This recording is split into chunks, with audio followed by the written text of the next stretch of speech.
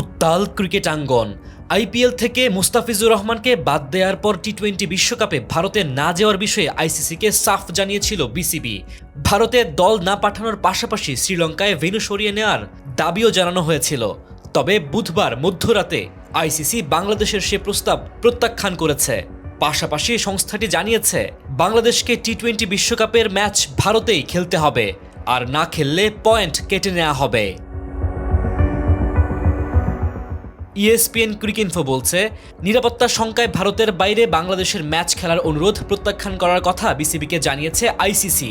তারা বাংলাদেশ বোর্ডকে বলেছে, টি-20 বিশ্বকাপ খেলতে হলে বাংলাদেশকে ভারতে যেতেই হবে, নতুবা পয়েন্ট হারানোর ঝুঁকিতে পড়বে বাংলাদেশ। বিসিবি অবশ্য দাবি করছে, বিশ্ব ক্রিকেটের নিয়ন্ত্রক সংস্থার পক্ষ থেকে এমন কোনো আলটিমেটাম তাদের দেওয়া হয়নি।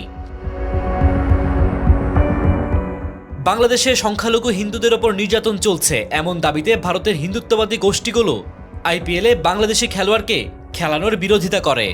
এবারের আসরে বাংলাদেশ থেকে একমাত্র খেলোয়াড় হিসেবে দল পায় মুস্তাফিজ। কলকাতা তাকে রেকর্ড 9 কোটি 20 লাখ রুপিতে কেনে, আর হিন্দুত্ববাদী গোষ্ঠীর চাপে পড়ে বিসিসিআই তাকে স্কোয়াড থেকে বাদ দিতে কলকাতাকে নির্দেশ দেয়।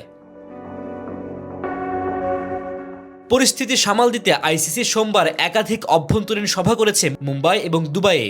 ব্রিটিশ সংবাদ মাধ্যম দ্য টেলিগ্রাফ জানিয়েছে, বিসিবি ও বিসিসিআই এর সিনিয়র কর্মকর্তাদের সঙ্গে নিয়মিত যোগাযোগ রাখছে আইসিসি। খবরে বলা হয়, বিসিবি আইসিসির কাছে সময় চেয়েছে। অন্তর্বর্তী সরকারের প্রধান উপদেষ্টা ডক্টর মোহাম্মদ ইউনূসের সঙ্গে পরামর্শ করে বিসিবি তা আইসিসিকে জানাবে। এখন আইসিসি যদি বিসিবিকে তাদের চূড়ান্ত সিদ্ধান্ত সত্যি জানিয়ে দিয়ে থাকে এবং তারা যদি বাংলাদেশের ম্যাচগুলো ভারত থেকে সরাতে রাজি না হয়ে থাকে, তাহলে পরিস্থিতি বেশ জটিল হয়ে যাবে। সেই পরিস্থিতিতে বিসিবি কি অবস্থান নেয় এখন তাই দেখার অপেক্ষা। ডেস্ক রিপোর্ট, সময়ের আলো।